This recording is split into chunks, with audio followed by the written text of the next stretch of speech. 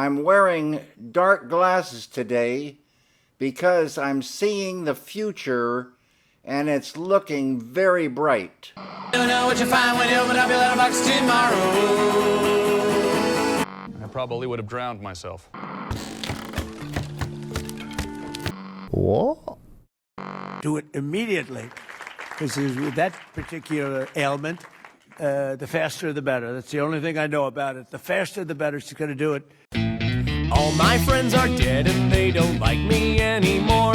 They've moved along, they've changed, and now they find me quite a bore. Way back then it was okay to be a little weird, but all my friends are dead. What's up, you super-powered miscreants? It's me, your boy, your internet personality, Milk Content, with another episode of that show that critically analyzes cartoons that only the most sophisticated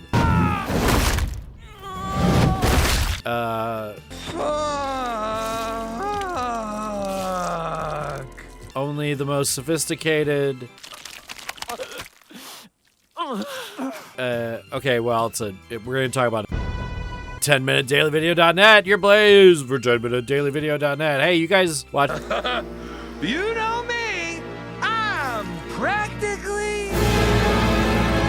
yet, or what? Or what are you doing? What's going on? Amazon Prime has some pretty good shows. They have Laugh Out Loud.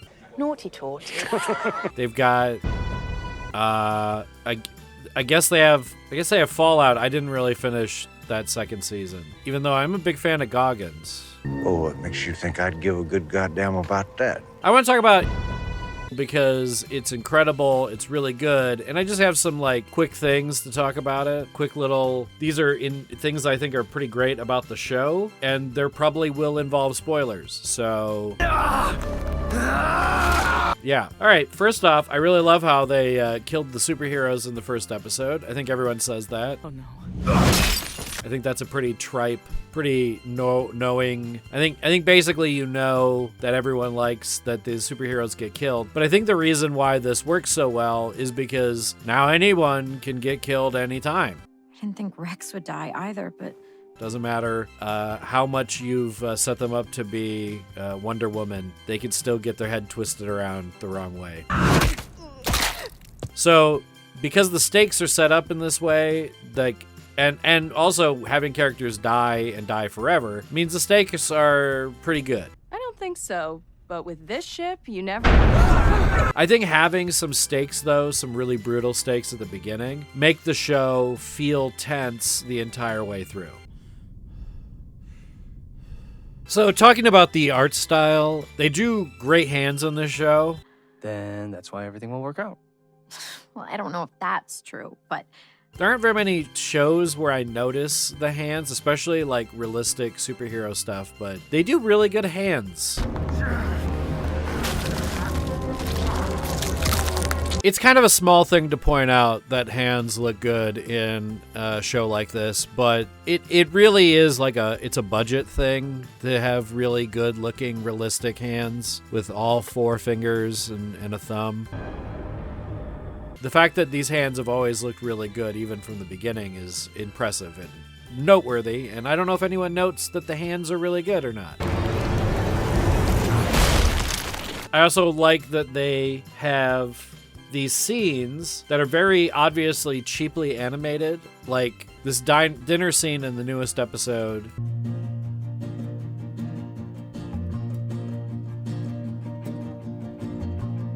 This scene is really good because later on we get a very high octane, high intensity, space battle.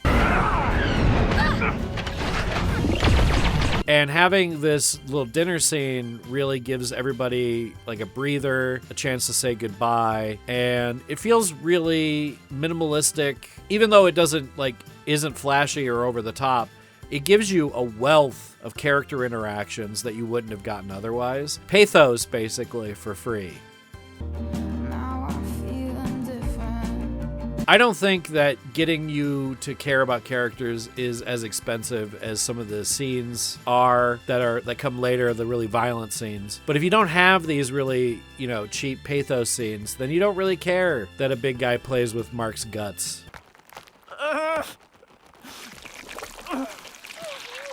Last thing I want to talk about is I love that they hire my favorite comedians of all time. Obviously, Jason Mantzoukas. I can't believe you shot me in the fucking head!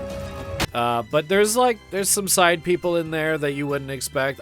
People were surprised that Goggins is in it. Unless they use a gizmo or something to stop it. Gillian Jacobs from Community and other things. It's weird, though. Why is going to school more nerve-wracking than fighting aliens? Paul F. Tompkins plays the narrator for Alan the Alien. The story that began generations ago in this missive, this machination. And it wouldn't be a weird, obscure nerd product if Benny Schwaz wasn't making a voice appearance. Ben Schwartzman. This is serious, Shapesmith.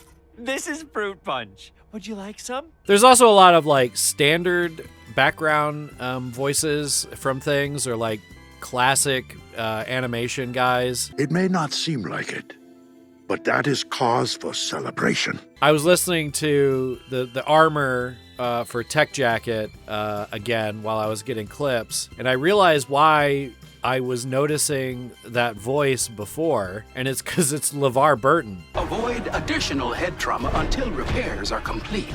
I wish I were LeVar Burton. And finally, after all this time, after way too long, my boy Scotty Ackerman has an incredibly important character to play in the ineffectual space captain. No, no, no, no! Our engine core's been compromised and is in full meltdown! I don't even know if the space captain has much of a name, but I love that he's played by Scotty Ackerman, and Scott does a great job. But my beautiful ship! Do it! So yeah, it's a great show. It's on Prime, so if you don't mind dealing with an evil you're always dealing with an evil corporation if you're indulging in any, big media thing. But if you don't, you get a Prime or you could just steal it. You could just steal it online somewhere. That'd be fun for you. Thanks for watching. If you got money, give it to me. 10minutedailyvideo.net to creator malcontent. And then I'll use it on Prime. Everything sucks, but give me money anyway. That'd be great.